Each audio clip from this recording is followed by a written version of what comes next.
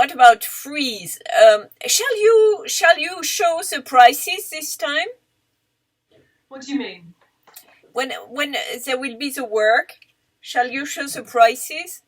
Oh, the prices, yes. So on Frieze Viewing Room, which is our digital platform, we're hosting Frieze London and Frieze Masters. And as we did for Frieze New York, we're encouraging galleries to show the prices of their work. Just because it seems very effective in terms of buyer engagement and potentially encouraging new collectors to inquire about work and purchase work.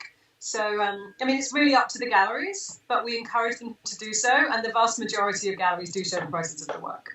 And what is really new with this viewing room?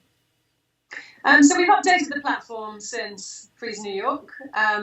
Even at that point in May, we had, for example, an AR feature, augmented reality, where you could see works on your own wall to scale. But can you do that now?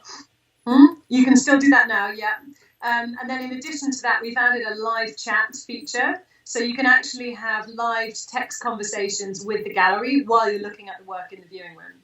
So instead of having to send an email and come out into email conversation, you can have in the moment text conversations. So we're trying to make it feel as kind of immediate and engaging as possible. So it means a 24 hours hotline? Well, that depends on the gallery. The gallery can switch it off if they want to go to bed, which is fine. If they are just human. I mean, we're going to have people visiting from all over the world, so yeah, I imagine not every gallery will have it on 24 hours a day, but yeah, the option is there for them to use it, and it just, again, it just makes for a slightly more immediate interaction and perhaps a slightly less formal interaction, which I think is important just for the kind of engagement and experience. And what about other things which are new? So we've added a sort of a like button so that people can show their appreciation of a particular work. We've added a bookmark feature so that you can save the works that you're interested in. So you can bookmark them, so you can build a kind of group of works that you're interested in that you can come back to and look at again. So just, I mean, generally in terms of the kind of user functionality, it's just improved, it's smoother, easier to navigate and so on. Do you think it's successful today to use this? There's no other choice, but do you think it's a... Well, this is the thing. I mean, it's interesting because obviously we can't do fairs in the way that we normally would. But having said that, there are a lot of galleries finding great success selling works digitally. Great success? Really great? But great? Say that again. You said great success. Really great success? I mean, like I said, for Frieze New York, we had galleries who sold everything that they were showing. They sold out of their online booth. Like who? Who did that? Well, a range of people, like all the way from Gagosian Gallery to a gallery like Chateau in the focus section.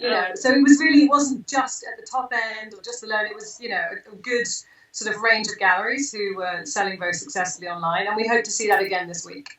And what's your feeling about the tendencies when you buy on internet?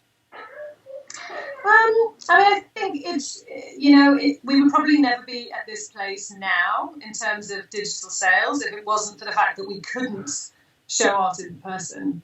But given that this is what we can do at the moment, this is how we can support galleries and artists and how we can discover new work and how we can see work in, art that's being made in other countries, I think people are embracing it because it is currently the best option. And it will of course be part of our lives in the future too. It will change the way that we work in some degree going forward. So it's been interesting to be able to kind of develop that and discover it at this moment. But you speak about an hybrid formula, right? Mm-hmm. So what is hybrid about it? I didn't get it really. Well, for Frieze Week this week, the hybrid formula is the fact that we have the fairs hosted online, so on our online platform, but we are also hosting Frieze Week in London in the way that we always would. Obviously, we don't have the fairs in the tents, But this morning we opened Frieze Sculpture in Regent's Park, which includes 10 outdoor sculptures in Regent's Park being shown by galleries. So Claire Lilly curated that. We have a live program of performances taking place on Cork Street. It's being curated by Victor Wang. But obviously it's only for British residents, right? Well, everything is being live streamed. So only very small audiences will be able to see the performances, for example, because we're conducting them responsibly. So there'll be small audiences there for the performances, for Frieze music, but all of the artist performances, all of the talks, music program, everything will be live streamed so that people all over the world can access it and enjoy it free of charge. And I've been told that you have some cars going from one gallery to another. Right? We do. So BMW, who are our car partner, they have provided some cars, but we're not using them just for anybody to get in and out of, because again, it wants to make sure that we. But that would make it very hybrid. So we're offering them to certain collectors and so on, that they can visit the galleries in London. I mean, the galleries and non-profits and museums in London are all putting on fantastic shows this week, so we want to make sure that people can get out and see art, visit the galleries, support the non-profits and museums, but in a safe and responsible way. And how is the mood in London now for the art market? What's your feeling? I think this week is a really important moment and a kind of test in some ways. You know, I think the galleries in London always rely on Frieze Week as being an important moment for them and for sales. And you know, I'm hoping very much that this kind of hybrid approach of the online fairs, but also Frieze Week in London, which really celebrates the art scene here, will result in a successful week. How was it before? What was it before the fair? The mood. Could you see some business going on in London? Absolutely. But I think there is a kind of, there are the galleries who were already quite advanced in digital developments and sales. Were in a much better position to navigate the last few months than those who didn't have any kind of digital engagement. So I'm hoping that, us using the platform we've developed for everybody, gives everybody that same chance and same platform in this week. But there's definitely been, it's quieter than usual, of course. But yeah, there are still, we know that people are still buying art, luckily. Not as much as they were, but they are still buying art. But what kind of thing do they buy? Expensive, cutting edge, what? I think it's a range, It's, as I said, it's kind of, we hear very big prices from the bigger galleries, but some of the sort of smaller galleries are saying, that certain shows they put on will do well as well. I think the challenge is, and I've heard some collectors say this, is that it's difficult to discover new artists, like new young artists, without first seeing those artists yourself in the flesh. We all miss seeing art in person. Art is meant to be seen in person. So it's not so easy to discover an artist's work when you've only seen it online. I think the artists whose work probably sells better at the moment is work that people know already, and then they can find it online, but they already know how the work feels when you see it in the flesh.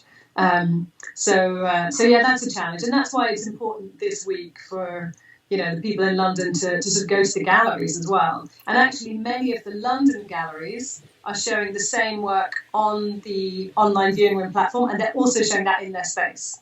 Right. So there's a tag that the galleries can put against the work on the viewing room that shows that they're also showing it in their gallery. And that's not only the case in London. I know two galleries in Rio de Janeiro are showing work on the online viewing that they're also showing in their gallery space in Rio. So wherever you are in the world, you should look out for that tag, because often you can go and see the work in person. But do you think there's a buying mood now? I hope so, yeah. But could you see it in the last weeks, or are still people... because all the quarantine and all that, it's a very heavy period, right? It is, but also people are at home, and I think, they're sort of in their home, in their space, and thinking about, what they live with. But also, I think art, at its best, it brings hope and solace to people in difficult times. And I think, the work we live with has become even more important. over the last few months. So, certainly, as I said, from what we hear from galleries, sales are happening and have been happening. And we're just hoping that this week will provide a real lift. And do you think the prices are at the same level? Maybe. Hello. Do you think the prices are at the same level? Same level? Or say that again. As the business is slower, do you think the prices are at the same level? I think the primary market prices won't have changed necessarily, because that's something that obviously the galleries think very carefully about and plan and so on. The secondary market is a slightly different kettle of fish, I suppose, because when you take auction prices or something, it's whatever people want to pay at the time. But I mean, there've been very strong recent auction results in some cases, But as I said, listen, I will be able to tell you much more after this week, once we've opened the viewing room. Yeah, but what did you observe about secondary? I mean, there's a lot of extraordinary work that's been uploaded to the viewing room from Frieze Masters galleries, which of course is nearly all secondary market work, not just 20th century, but all the way back to antiquity, old masters, and there's some really incredible things there. So I hope people will kind of spend time to explore and discover what the Frieze Masters galleries have uploaded. But again, we'll see this week. We have high hopes, and we've been working hard to kind of get people really engaged in what we're doing. What about Americans? And American buyers?